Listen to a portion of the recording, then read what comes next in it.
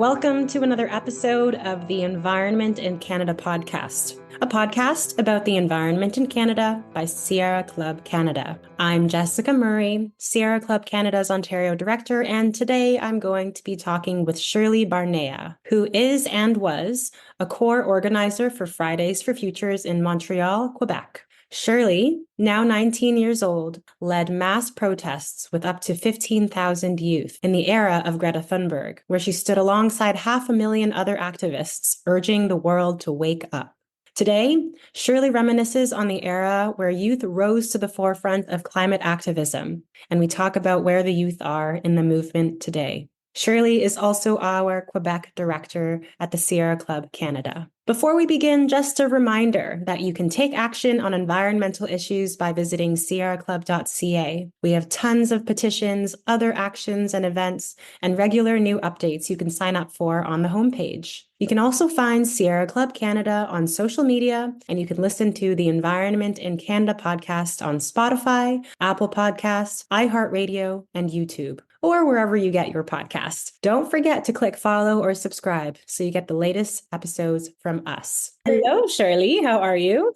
Hi, I'm good. How are you? I'm doing so well. It's always so nice to connect with you. You are in Montreal. How is it over in Montreal right now? Very slippery. Okay. Lots of ice everywhere. Oh, really? Oh, dear. Well, don't do too much salt. Okay, so before we get started, can you share with our listeners who you are? So I'm Shirley. I'm 19 years old. I'm a climate activist, currently taking a gap year to do as much climate activism as I can. So I'm doing an internship with the Climate Reality Project Canada. I'm also newly a board member for Sierra Club Canada. That's wonderful. I wanted to rewind a little bit and talk about kind of what you were up to in Montreal. Was it 2019? I think it was 2019. Yeah, you were with a core organizer for Fridays for Futures. So can you share a story with us? Like, what was one of your more memorable moments in your time organizing with Fridays for Futures, and also just the context, just in case anybody missed what happened in 2019 in Montreal? Yeah, for sure. So in September 2019, September 27th, I still have that date like ingrained in my brain. We had a climate protest, a global climate protest called by Fridays for Future.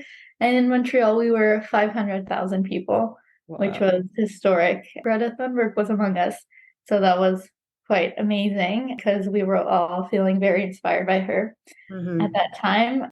So I guess I could share my story from that day because or I guess the time leading up to that day. And because that's when I really entered the climate activism world for the first time. I was very involved, like at my school's green team, at the personal level, pushing my family to make changes to be more sustainable. But that's really when I kind of shifted to the avenue of collective action, which I'm very glad I did. What happened was kind of two things simultaneously. So first of all, we heard about this protest coming. We had been hearing about like Greta Thunberg making speeches at Davos and whatever, and being like, oh my God, someone's speaking the truth. And so then there was this big march in March, which unfortunately I missed because I was away. But I heard that we were like 15,000. Well, they were 15,000 as well, which was quite something. And then we heard the next one was going to be to September 27th. And so a couple friends and I, we started badgering our principal, like literally for weeks and weeks. Every morning, we would go to him and say, like, are you going to cancel school for the climate strike? Are you going to cancel school for the climate strike?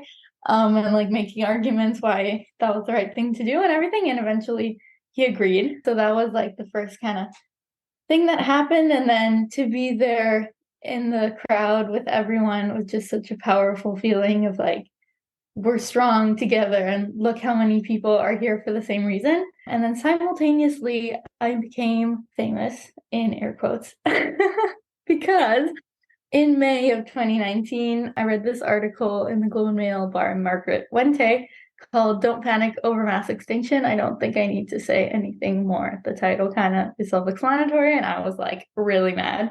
And my dad was like, why don't you write a letter to the editor in response to this? And I was like, okay. So I wrote a little letter to the editor and it got published, and I was like jumping up and down. Oh my God, I'm in the Globe and Mail. Blah, blah, blah. And then I got an email from one of the editors saying like, oh, let me know if you have any other ideas. So after like 7 unsuccessful pitches, September comes around and he's like, do you want to write us an op-ed why I'll be marching on September 27th? So I did, and it got published on that day. And then I was actually on CBC on that day as well to talk about that. That was kind of like an amazing day where I just kind of discovered that there's another way of taking action that's much larger scale than I had been doing before. And I was just so inspired by that. And so following that, I started skipping school every Friday to join the protesters in Montreal. My teachers were actually really, really nice about it. My French teacher, actually, we were doing a project where we had to like write a news report on something. And she was like, oh my God, do your news report on the climate strikes. So they were super supportive, which was really nice. And I know that some other students like got detention for it and got zeros on tests. And so I had it easy. And then around January 2020, I was like, okay, I want to do more. I want to get involved with organizing the protests. And so I did. I started coming to a couple meetings, organized a couple protests, and then COVID hit, of course. So there were some tough times where we were like 3 on Zoom trying to plan engaging Instagram posts and webinars that no one showed up to. Mm-hmm. But we did in that time also organize a protest on bikes to like have social distancing, which was quite successful. And then in 2020, from February, like end of February to June, me and like 4 other people, depending on the week, were organizing strikes every single Friday. So that was like 3 months of consecutive strikes. And that was a really like formative moment for me. Every Saturday we would meet in this like falling down building covered in like one of the people from a different organization that we were collaborating with closely, more of university students, her dad had this little building that was going to be demolished, and so he was like, you can use it for your climate activists.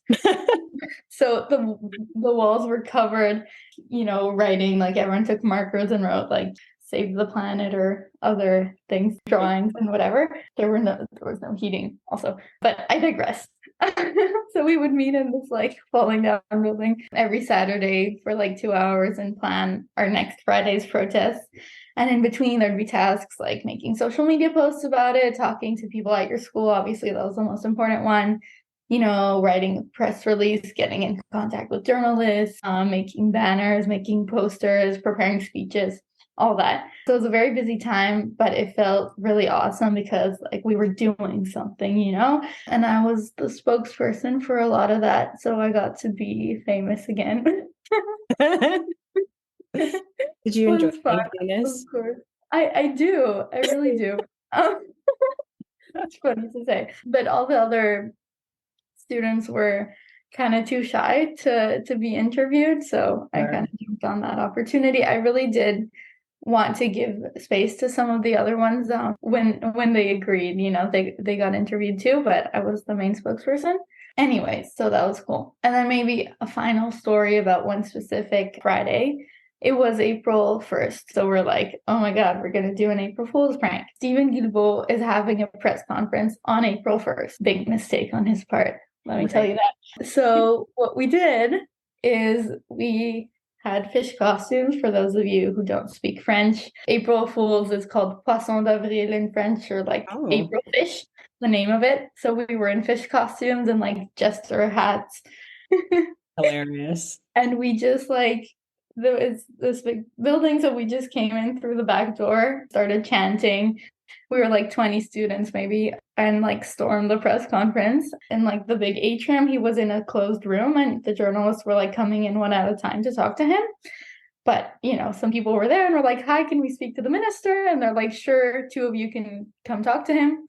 So I took off my fish costume and went with one of my friends, and we got to talk to him a bit. And what we were there for was about Baie du Nord, the Equinor project that I know you've talked about on the podcast already. Yeah, so we were so interesting. We had been protesting against that, and he was presenting his new climate plan, but we were saying, like, how can you approve an oil project if you're serious about this climate plan, right? So that was kind of our message. Yeah. So What did he say? Like, what did he, how's the response? Did you feel like he really was listening to you? And because I think sometimes what I've heard is that when people speak to politicians is they kind of get this cookie cutter manufactured response, but I'm curious to know what it was like speaking to him.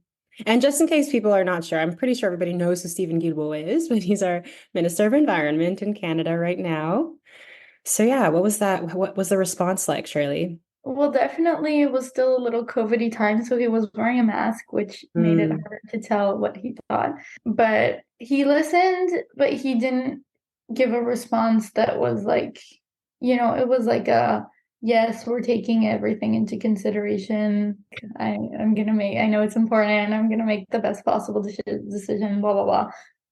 Like he can't come and tell us I'm not gonna approve the oil project. But yeah, the response wasn't very satisfying, but he did give us a couple minutes to explain to him why we were there, so that was nice. And update our listeners because there was definitely a podcast that Connor recorded about Baie du Nord, but where are we at these days with Baie du Nord? Connor's been working a lot with like an international coalition, different projects that Equinor, the company, which is owned mostly by the Norwegian government. So, Mm-hmm. in Latin America, in the UK as well, activists in Norway also. And I guess some of that pressure worked because Equinor decided to postpone the project by 3 years. Mm-hmm. Um, so that's kind of the status right now. And then Sierra Club has also sued the government Mm-hmm. over that, lost the case, appealed the case. And on we go. Yeah. So hopefully 3 years is an initial sign that they might abandon the project, but who knows? Yeah. And if you had an opportunity again now to speak to Stephen Guilbeault, would you change anything you would say? Like, what would you say to him now?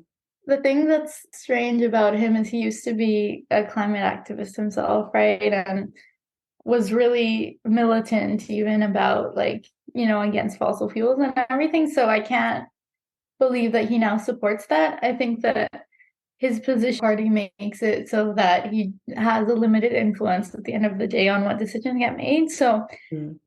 right, to influence from the inside, and maybe that's not what I would choose to do, but to I mean, if it remember wasn't where he comes from. right, and Yeah. I think the reality is that it's really hard to expect one person or to change policies and kind of make those decisions. Hmm. Well, let's fast forward to today. And I'm curious, like what project that you're working on, because it's so wonderful that you're able to take a gap year to really have full throttle for climate activism, just take on like whatever it is that really sparks you. So what project are you most excited about today? What are you working on? Hmm.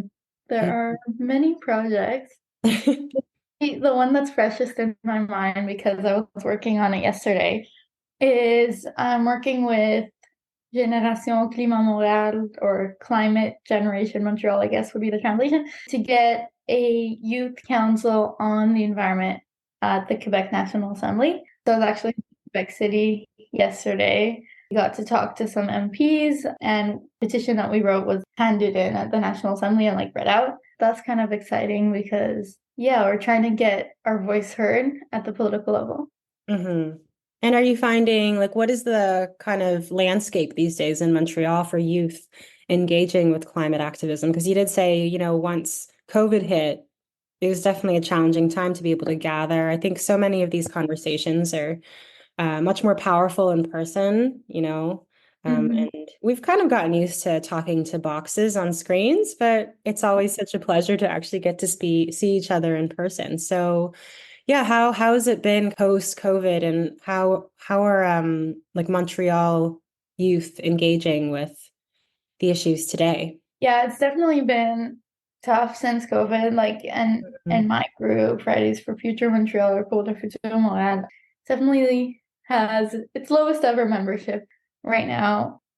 And then there's a different group, the one I was saying about university students, that actually the Montreal chapter doesn't even exist anymore. So it's been really hard at the sort of like Montreal level to organize like we used to. And there's actually this big coalition working on next September's protests, and there's like 3 young people on it because the student movement's really not organized right now. I think where it's coming back more is really at the campus level of like at a CJEP or at a university, there's always like a green club and they might be very active. The University of Montreal has one that's super active. So at that level, it's coming back slowly. But I think at the sort of citywide level, we lost something when COVID came and we haven't really been able to build that back.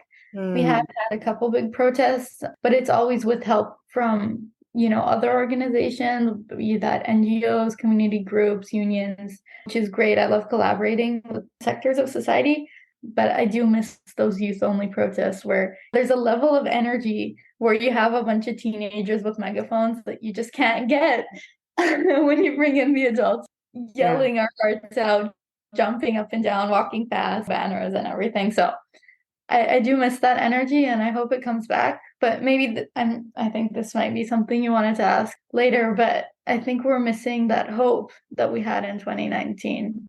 What do you think's that happened to take the wind out of the sails? Well, definitely COVID, but I think it's been 5 years and the general situation's not better. That makes you a little depressed. Well, let's pause there actually for a second because, yeah, I mean, on the whole, I think it's not like we're definitely not where we need to be. But at the same time, I know there's also been quite a lot of good news to celebrate as well. There was a list that came out of the energy mix. And if you're not familiar with the energy mix, there's a podcast on it. And Connor talks to Mitchell Beer as well as a senior analyst from Pembina Institute. And so I highly recommend that podcast if you haven't had a listen. But what Mitchell Beers is really talking about is basically that there are wins and we're not focusing on them. So, for example, Biden recently just announced that he wasn't going to allow any exports of LNG. That is like a huge thing to happen. And then there was a kind of a list on the energy mix weekender. They kind of send out, I think it's like every single weekend, there's like a newsletter of like kind of information to catch up. So just to like kind of read off a couple other ones, like new analysis shows once again, and this was something that I had to learn again this week, that there's been a lot of analysis and research that actually shows that transition off of fossil fuels could cost less than energy futures modeling usually predicts. So we really are so close, but there, of course, yes, is also really challenging things and real things that we need to be facing. If I keep going, a wind developer closes an $11 billion deal for the biggest green infrastructure project in the US ever seen. US judge sends a landmark youth climate case to trial after years of government instigated delay dating back to the Obama administration. Both BC and Quebec are both in the midst of a major clean electricity expansion. I'll read one more. First Nation north of Estevan, Saskatchewan unveils a 100-megawatt solar project, which is the province's biggest to date. So I think when you talk about hope, it's there, but sometimes it's kind of hard to find it. And I think for me, it's been really about making sure I'm so mindful about the things that I'm ingesting, because it's important to be connected to the truth. And at the same time, like if the way that it's described to me or the way that I'm ingesting it is making me feel sick and making me angry and resentful and making me feel even more separated from another human being, because you're still in climate activism. So what fuels you for the work then? Like, how do you stay connected to hope? And what is it that you think, how do you think the youth could find their way back to maybe feeling that hope as well? Yeah. Yeah, I'm really glad you brought up all those positive examples. And I think you're completely like, there's a lot of good news all the time and we don't focus on it. And part of that's just the way the human mind is built. Like if something good happened, it doesn't require our immediate attention, whereas if something bad's happening, it requires a response. And so we're wired to give more importance to bad news. I think we do need to consciously fight that. The way I see it, maybe looking at like a general perspective, is we're nearing the tipping point where climate action will become exponential, but right now the status quo is still similar to what it was in 2019. And I do think we can't minimize the advances that we've made since then. The way people talk about climate change has shifted so much, the importance that like now it's a consensus, or I should hope, in Canada that are like mostly and among politicians that like this is a serious problem, this is an urgent problem, we must address it. And the debate is more about like what should we be doing, and if we can afford the measures that the population's asking for. Whereas in 2019, the main message of those climate strikes was wake up, this is an emergency. And I think that message has passed. And so we need to be moving forward to like, here's a list of specific solutions that we need to be implementing. Please implement them. So maybe part of that is just kind of shifting our discourse, because asking, like highlighting a problem is a much simpler, easier message to put forward than what we're having to do now, which is we need to propose solutions, but those solutions aren't always agreed upon by everything, and that requires a lot more thinking and work. So anyways, but back to why I stay hopeful, it's not easy.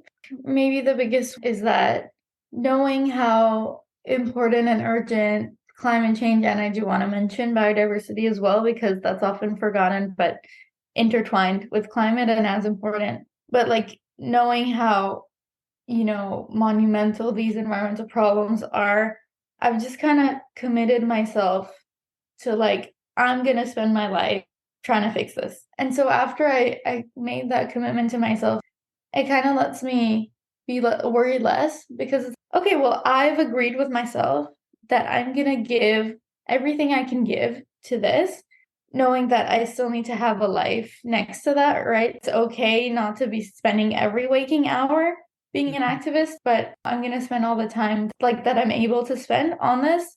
And then it's, well, I'm going to do that. And I'm going to hope that other people will do that as well. But the future of the world does not depend on me. Like, I'm a part of the solution.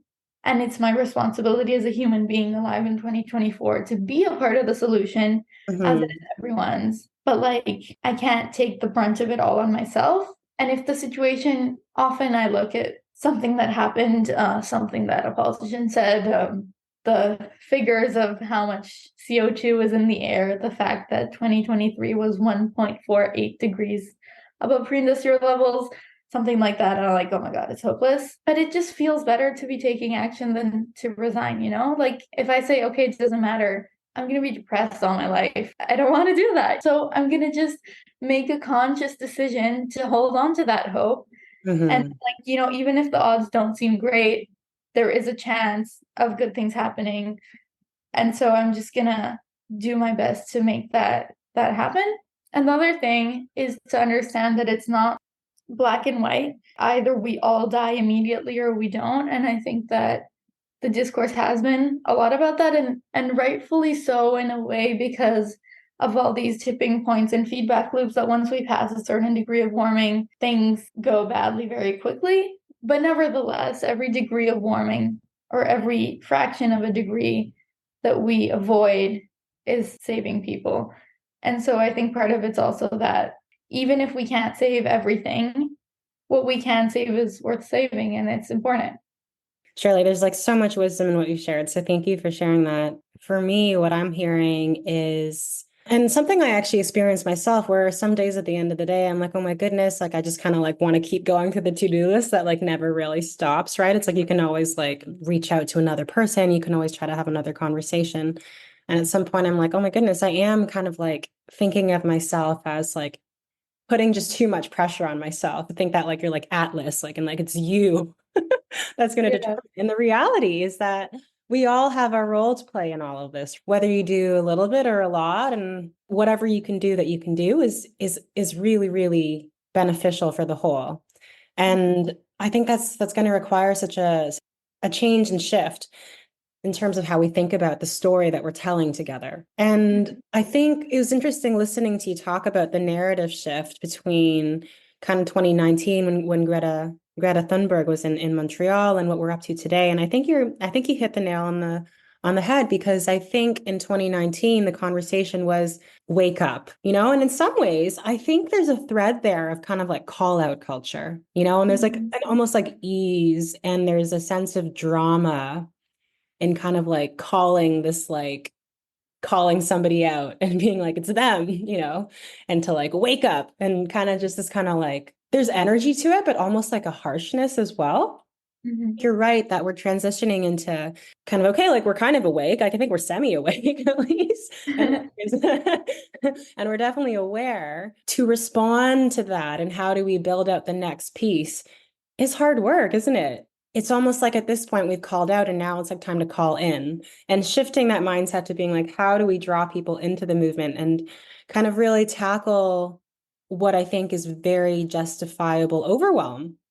Like if you're feeling anxiety today, if you're feeling worried and you're like, I don't know why. I mean, there are like so many reasons as to why one could feel anxious or worried, whether it's a social justice or an environmental issue, right? And so I think more than ever these days is to kind of join in community again and find ways to support each other, and in ways, and also changing the way we also, I think, talk to one another, because I think it's very easy to demonize whether it's fossil fuels or a government official that we don't like.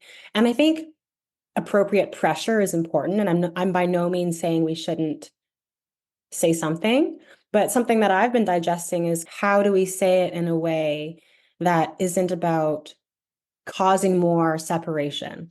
The reality is that the CEOs of fossil fuel companies, they're also people. Their lives are also at stake. And in some ways, I've been kind of stretching to think of them as like a lost brother or sister, like someone has really just gotten really confused. And is so, I don't know, it's like you've lost something along the lines of like kind of thinking that a number on a sheet is more important, and that your duty and obligation to like shareholders is more important than the lives that are actually in front of us.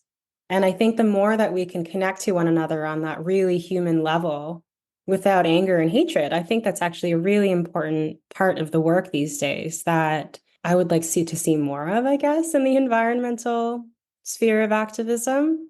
Because, I just kind of learned recently that when you meet somebody that has encountered misinformation, if you respond with clearer science, that actually further entrenches them to misinformation. And that's really interesting to me because that's not, I think, the intuitive thought that comes after of like, oh, I'll just clarify to them. But at the same time, like whenever we're having a tension with somebody else, like how many times has it been that we just trying to clarify and then it goes, like a mushroom cloud poofs up and like it just kind of, the communication falls apart, right?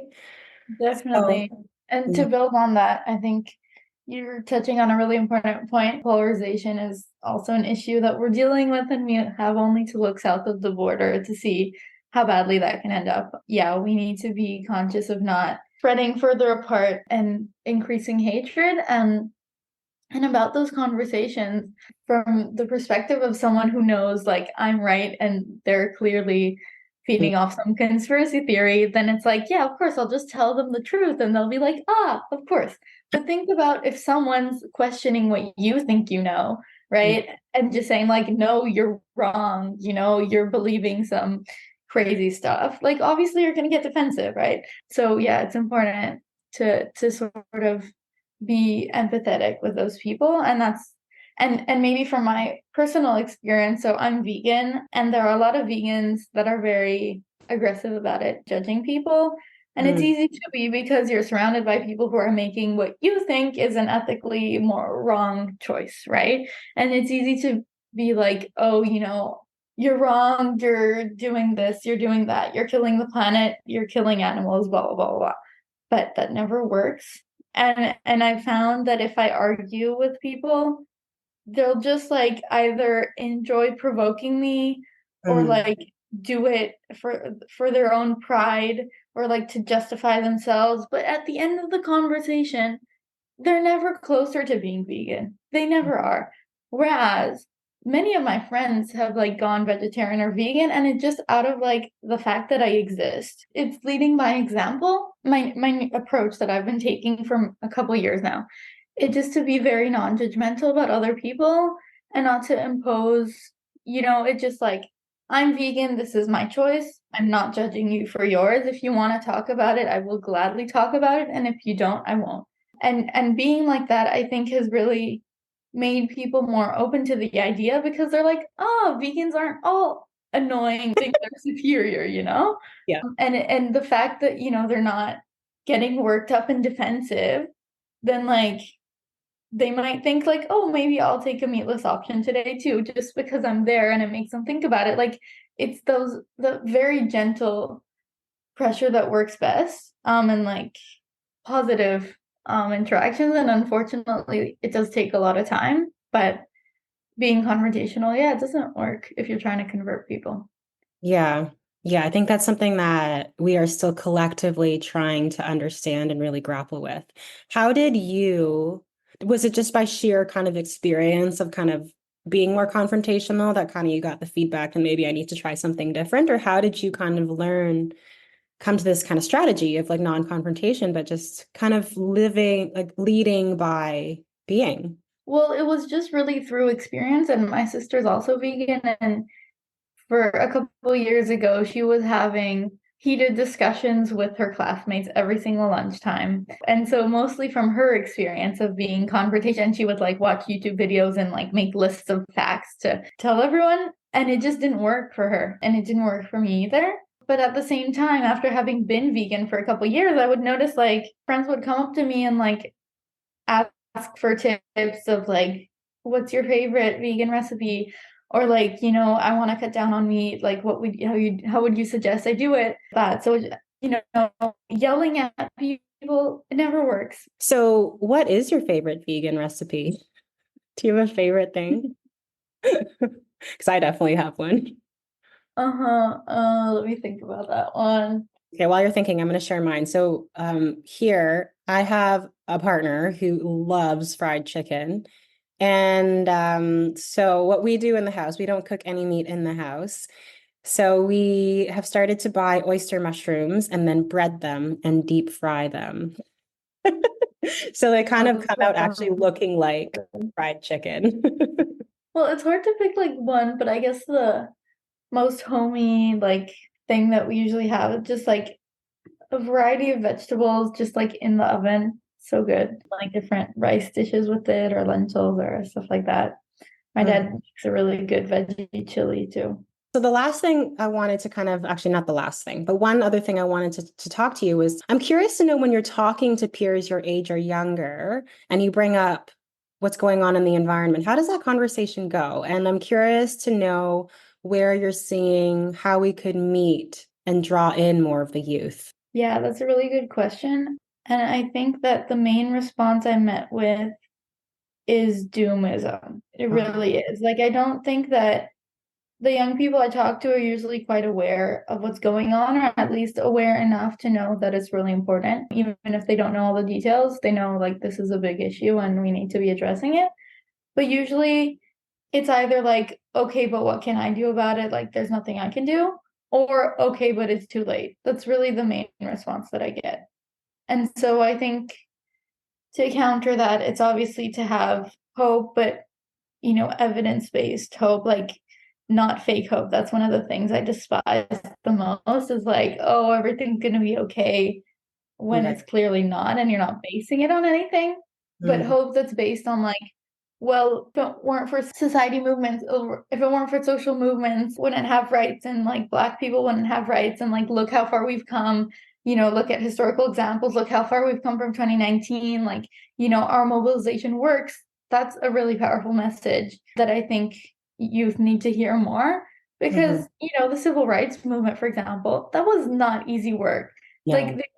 they were really sacrificing a lot, you know, their own safety, their time, putting in everything for years and years just to desegregate the US. But it Mhm. worked in the end. And now it's like, yeah, racism isn't gone, but we've come so far. So I Yeah. think to kind of put that into perspective that, you know, like obviously if you go to one protest, like after September 2019, a lot of people were like, well, it didn't change anything, so I guess nothing will. And A, it did not, it did change things, but B, like one protest, no matter how big it is not going to change the world. You have to keep going. So I think a message like that could be really helpful. And the other thing to kind of offer concrete things that a person can do. Yeah, I think that's really wise to kind of think of it as a continuation. And I had a similar conversation today actually about how sometimes campaigns are successful, sometimes they're not. And I think it's really hard to discreetly isolate, oh, well, this was the result of this campaign, like, and this happened, so therefore it's a success or failure. I think in a lot of ways, like we're all working towards the same goal. And let's just pretend, like, imagine that we've reached there. Like, let's say we're like kind of having more proper conversations about a just transition to renewable energy. Fossil fuels are shutting down. I think if we looked back, we would see all of the so-called failed experiments and all the failed, like, moments of activism that actually were a step in the right direction, And so I think it's really important to see what we're doing as a continuation of like so much work. You know what I mean? And to feel kind of connected and even nourished by that lineage in some ways. Because, when you talk about, let's talk about racism for a moment, you're right. Like we've come so far. And at the same time, we're still working on it. You know what I mean? It's just like a new, we're never necessarily maybe going to really get to the full ideal of what it is. Like, I don't know if utopia is the goal so much as kind of like the North Star. You know what I mean? Because even the journey along the way can improve life for so many people. Yeah. The other thought I wanted to just kind of bring up was like, what if we treated this idea of doom and gloom as almost misinformation? So if we come back with evidence and kind of facts, I wonder if it's possible that that might actually entrench them further into thinking like, oh, like they're just delusional. Like we're definitely all in a lot of trouble and that kind of wondering, I guess. I'm curious to know what you think. Like what could help? What gatherings, what kind of social settings would really nourish this sense of, wait a second, like that's just one story. You know what I mean? And I think it's very easy to read the headlines and be like, oh yeah, like it's definitely. So I'm curious to know what it is that we need to be supporting and creating to really counter that, or even like prevent it from starting. Well, I think it's inevitable to prevent this doom and gloom mindset because that's sort of the media narrative, because that's what gets clicks for headlines, right? And also, like, we can't deny the facts. It's looking kind of bleak overall, right? If you just look at like worldwide greenhouse gas emissions, the fact that COP28 took place in Saudi Arabia, presided by an oil CEO, was the first time that fossil fuels were explicitly mentioned in a COP decision text. Like that makes you feel like this is all a joke. So I don't think we can avoid this doom and gloom narrative because that's the media narrative. And also, if you just look at the facts, like for example, COP28 that just happened in Dubai, like the president of COP28 is an oil baron that is currently the CEO of the National Oil Company. The amount of fossil fuels lobbyists that were there, yes, right now it looks really bad, but things are changing, and I think that's truthful. The tide is turning. That's true. Especially for young people, we could get really upset about that. And so I think it's not saying things are okay. It's saying things are beginning to change. Activism works, social movements work. And then the other thing is just on a personal level, taking action brings hope. Taking action and seeing results from that brings hope. And so engaging young people in action, and I think for the purposes of hope, doing that at a community level is more effective. Because obviously if you're asking Trudeau to do this and do that, he's not necessarily going to do it just because a couple teenagers protested. All that to say, I think engaging youth in community level action that we can see tangible results from is the best way to bring back hope. You're doing something, it's improving the situation, yay. And with that, obviously bringing those positive news stories is really important as well. And we can focus on the positive, but it always has to be in this narrative of like things are changing, there's hope for the future. What is really inspiring to me is going back to those historic examples. So for example, last year I did a research project on the civil rights movement for school. Specifically, my question was about the peaceful civil disobedience tactics that they used and how that was really effective. And I found that super inspiring because it brought me a lot of humility to see how much those those activists sacrificed, and then a lot of inspiration to see that it worked. And it's like, if they could face an entire system that thought them less than human and succeed, change deeply racist people's mindsets, laws that were discriminating them, and like just by their force of will and like saying, yes, I'm gonna sit at the lunch counter even though it's segregated, I'm not gonna move, and like when the police drag me out by my hair, I'm gonna be peaceful. Like, you know, the amount, the willpower and the determination and like the courage that all that takes, really inspiring. And I think it's really good for this moment because a lot of people maybe nowadays want easy solutions or quick fixes, but it's A, yes, social movements work, and B, they take a lot of work to work. And so that way, yeah, obviously what we've done so far has not been enough to fix the problem, but it's moving us in the right direction, and we need to do more, but it's going to work. So that's great for me.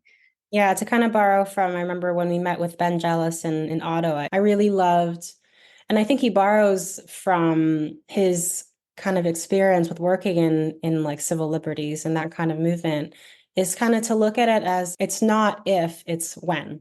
So it's like kind of like really seeing it and really drawing that future close to you, to saying like, okay, it's going to happen. And now what are the next steps to help us get there? You know, because when we talk about the history of racism, so for example, when they did win segregation and then the lynchings started happening, that could have been a really clear time to be like, okay, we're backing off and this is clearly not going to work and we give up, we're gonna whatever. But they didn't do that, right? As history shows, because you know, we're in a much better place than today, right? So it's so interesting to me to look back in history and see so much courage and so much like risking our lives.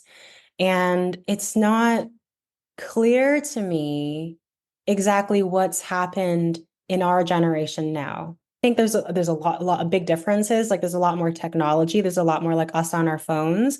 But I think it's also because connected to that, I think there's a level of information overwhelm that then kind of leaves an imprint of the feeling of overwhelm, that if we can't learn to through it and help ourselves, like our nervous systems to work through that, we get kind of stuck. If your system is overwhelmed, it's overwhelmed. Like you can't take on more. So to me, there's also a piece there of resilience and really finding how that we can find our way to that.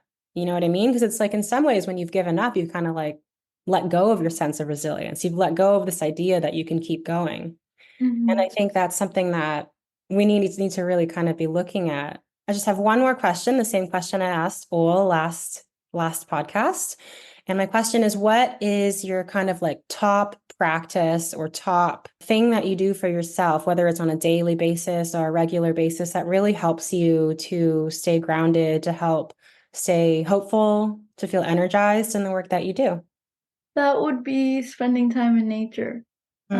I don't get to do that as often as I would like living in the city, but I'm grateful to have Mount Royal here in Montreal. So whenever I get the chance to walk through there, it's always super energizing. But what I really love is camping trips, which I do every summer. So that's always, I feel like, filling up my tank with nature, and that gives me a lot of motivation. It makes it really tangible of like, I'm fighting to protect this, as opposed to, because the narrative with climate is so often I'm fighting to avoid this, whereas fighting to protect something is much more motivating. It's really that love and connection that can fuel you over the long run, because fear can only take you so far.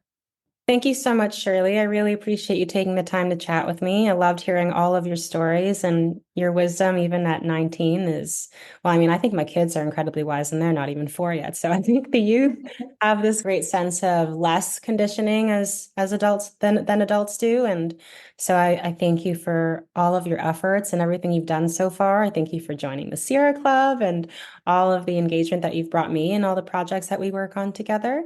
Is there a message you'd like to leave our listeners with? Well, I would maybe call anyone listening to this to take action in whatever way suits you. Activism is not just protesting. There are so many other ways you can get involved, but challenge yourself to do something. Just jump into action and try to think.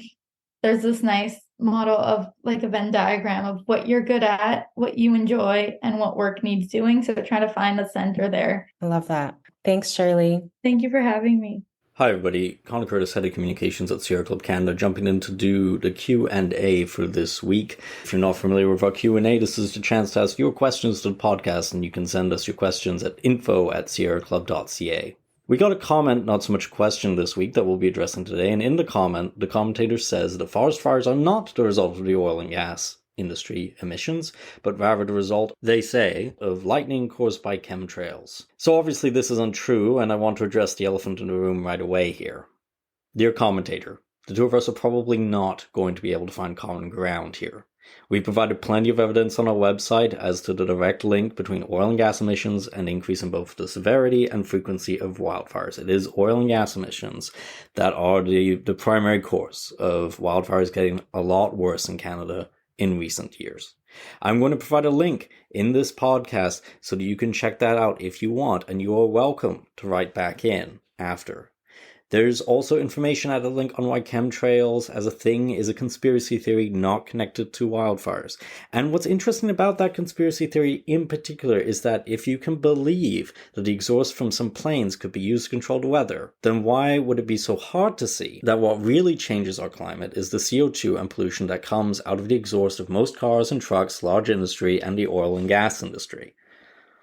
At the link, we also get into why, while yes, there are lots of causes for the initial sparks that cause wildfires, it is hotter, drier conditions in which those sparks happen that's causing the fires themselves to take hold more often and spread further, and that's linked to climate change, and that's linked to emissions. And there's a direct causation to the point at which we've actually seen wildfires last year become twice as likely as a result of the impact of climate change. But I'm going to say, to the commentator, I don't think you're interested in facts. And I'm sorry to hear that. And I think most of the listeners to this podcast can relate to that feeling.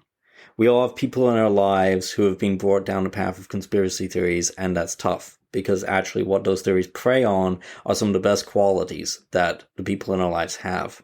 A natural critique on authority, a desire to seek out the truth and to defend freedom.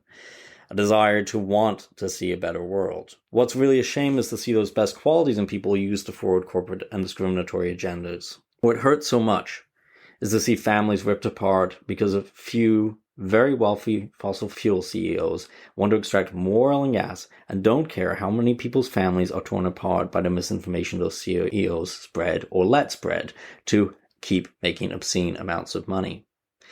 Doesn't it seem weird that all these theories, all like chemtrails, or the idea that global warming is a hoax, or that global warming is caused by volcanoes, not human beings, that all of these theories all draw attention away from one singular group of companies, oil and gas companies. And all these theories instead blame some grand, vague conspiracy for the changes we see on our climate, as opposed to the oil and gas companies that we have evidence to show lied and denied the existence of climate change. The companies we know make huge profits off of the oil and gas that causes climate change. Isn't that weird? We spent hours at work double-checking things, spent hours checking for consistency. Yet, online conspiracy theories that state volcanoes cause CO2 that causes climate change can be found right next to a theory online that CO2 doesn't cause climate change at all. Totally contradictory, and yet conspiracy theorists don't seem to check each other's work for consistency. And it should be a first warning sign to anyone online. Again, suspicious that the culprit in these theories is never the CEOs and lobbyists for oil companies, the people with the most to financially gain from lying about the seriousness of climate change. And if you're listening to this podcast, I hope what you've taken away from today's Q&A is that you can't convince everyone that climate change is real and serious. But there are lots of people out there, people in your lives, people who you know, who maybe know climate change is real, but they don't realize how serious it is. They don't think it's issue number one. And you can and should talk to those people. That's the best way to spend your time. We're going to have a webinar tonight actually on this topic specifically, and there's a link to that webinar below this podcast too, so you can register. Hopefully see you there, and if you're listening to this podcast after June 18th, 2024, then make sure to sign up for email updates at sierraclub.ca for the next webinar on communicating on climate change. We also have tons of petitions, other actions and events, and regular news updates at sierraclub.ca.